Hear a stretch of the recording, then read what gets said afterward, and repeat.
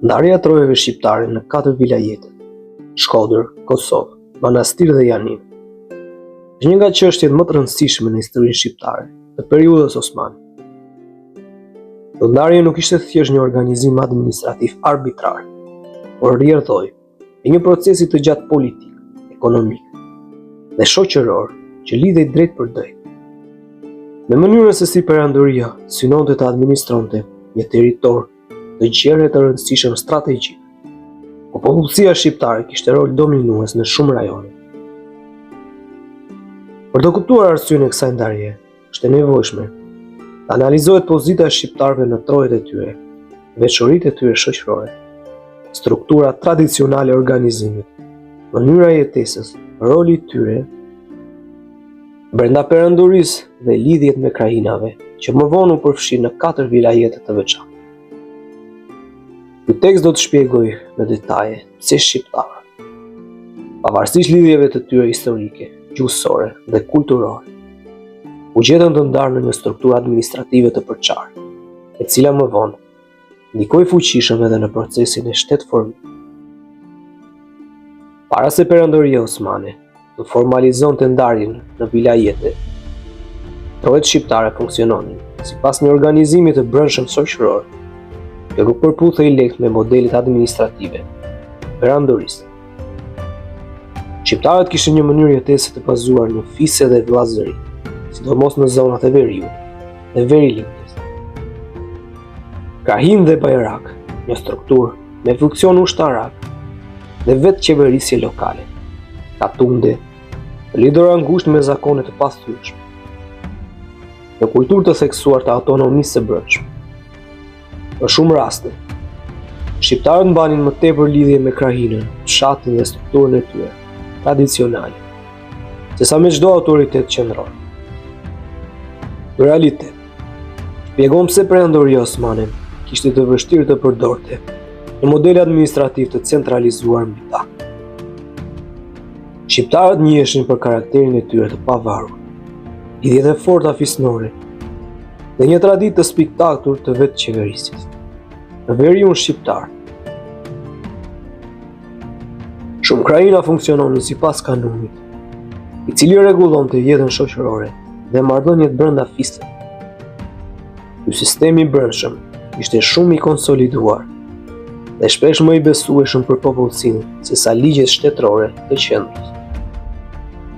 Kjo gjë krijonte sfida serioze për një administratë që kërkonte njësi të mëdha dhe të lehta për të mbikëqyrur.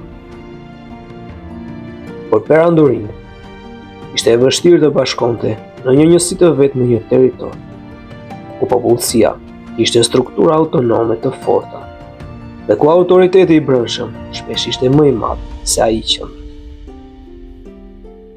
Në këtë kuptim, ndarja në disa vilajete bënte më të mundur menaxhimin e marrëdhënies mes Perandorisë dhe popullsisë shqiptare, duke shpërndarë ndikimin e strukturave lokale dhe duke shmangur krijimin e një territori të madh të bashkuar me kulturë të fortë të autonomisë.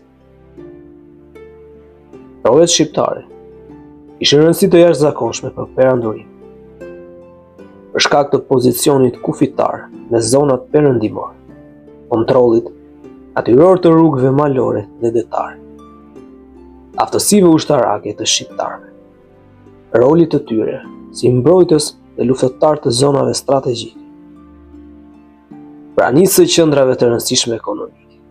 Shqiptarët ishin të pranishëm në të gjithë këto zona dhe për Perandorinë ishte më e efektshme të krijonte disa qendra administrative sesa një të vetë. Ndarja në vetvete nuk përfaqësonte coptimin e popullsisë shqiptare, por një mënyrë për Perandorinë që të siguronte stabilitet, duke administruar grupe të strukturuara shoqërore me karakteristika të ndryshme të dallueshme. Në Perandorinë Osmane, vilajetet nuk krijoheshin mbi baza etnike, por sipas logjikës ekonomike, sistemit të mbledhjes së taksave, distancës nga qendra, nevojave ushtarake. Trojet shqiptare përmbushnin disa funksione të ndryshme strategjike. Vilajeti i Shkodrës Një territor ku shqiptarët ishin traditë të forta autonomisë lokale dhe zakone që rridhin nga malësia. Kjo zonë njihet për luftrat e saj, për rolin e madh në tregtinë veriore dhe për lidhjet e forta shoqërore brenda fiseve. Vilajeti i Kosovës, një rajon me ndikim të madh ekonomik dhe me qendra të zhvilluara, ku shqiptarët kishin një prani të rëndësishme në strukturën e jetës shoqërore dhe ushtarake. Vilajeti i Manastirit, një zonë ku shqiptarët përbënin një trup të rëndësishëm të popullsisë dhe ku shumë prej tyre kishin marrë pozita të forta në administratë, ushtri dhe veprimtari ekonomike. Vilajeti i Janinës, qendra ku shumë shqiptarë mbushnin rolet e feudalëve, tregtarëve, kapedanëve dhe funksionarëve me ndikim të madh në jug. Për perandorinë, krijimi i 4 njësive të veçanta, ku shqiptarët ishin të shpërndarë, vende të mundur me balancim të pushtetit dhe shmangin në një territori të vetëm me potencial autonom.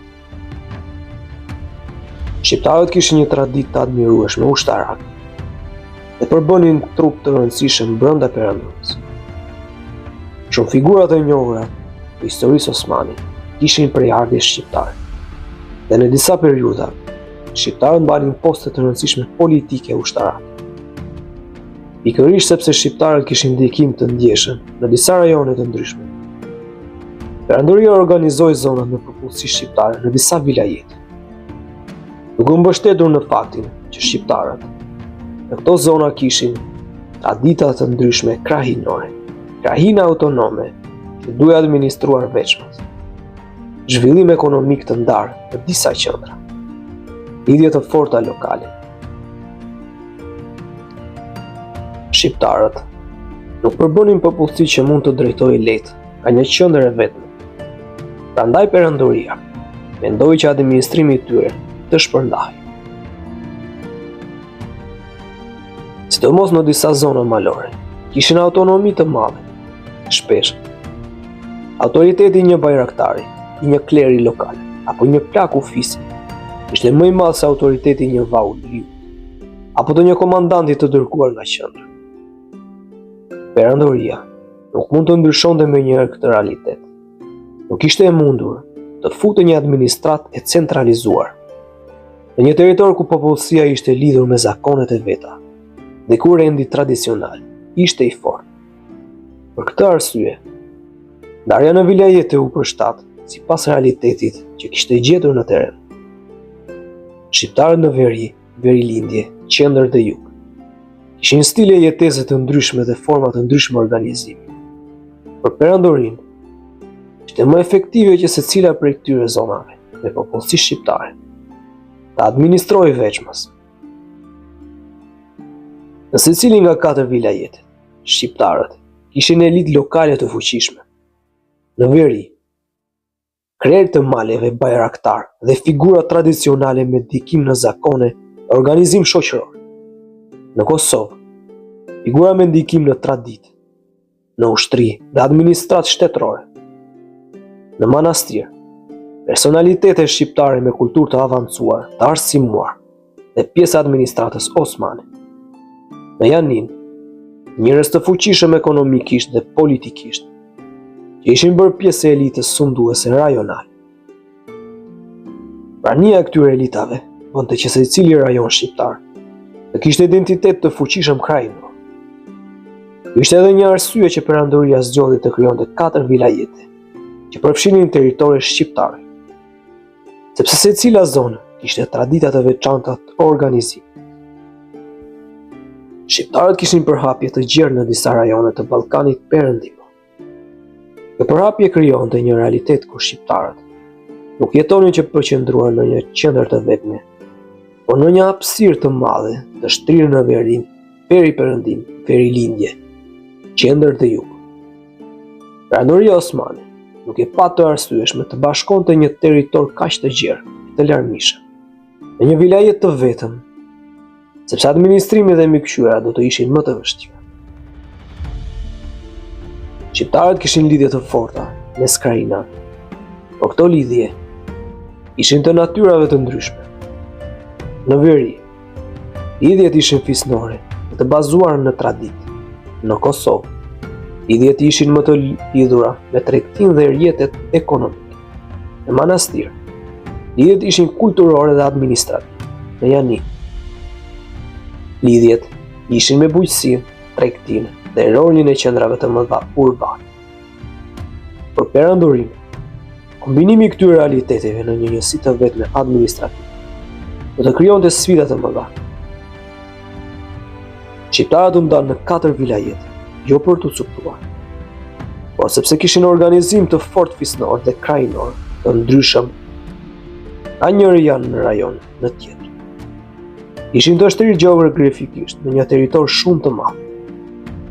Përbënin një popullsi me tradita të fuqishme autonome, që i vështirësonte modelet e centralizimit. Mbanin role të rëndësishme ushtarake politike në më shumë se një qendër. Rajonet shqiptare kishin zhvillime ekonomike dhe kulturore të ndryshme. Perandoria kërkonte balancë politike, duke mos krijuar një territor të madh të bashkuar me karakter të fortë autonom.